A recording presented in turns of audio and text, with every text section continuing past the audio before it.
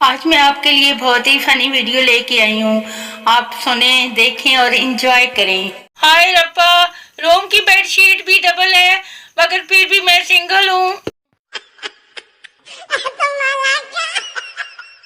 हर लड़की के दो मसले होते हैं, एक कमीना कैसे देख रहा है, दो कमीना देख ही नहीं रहा।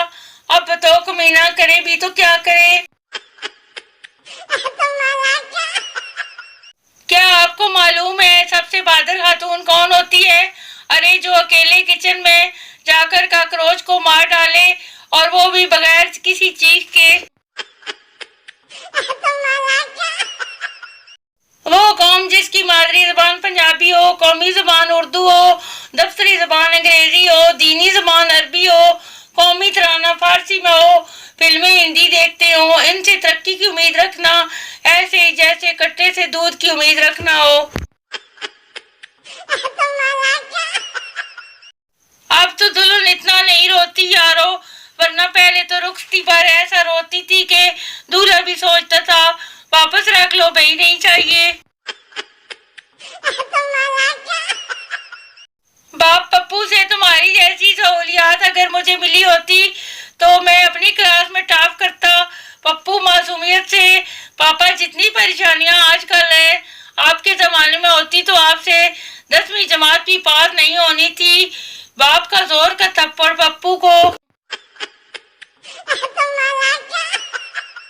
शरारती काके का कहना है कि जब मुर्गी अंडा फ्री में देती है तो बाजार में 7 रुपए का क्यों मिलता है? आज नहीं बोलोगे तो कल भुगतोगे।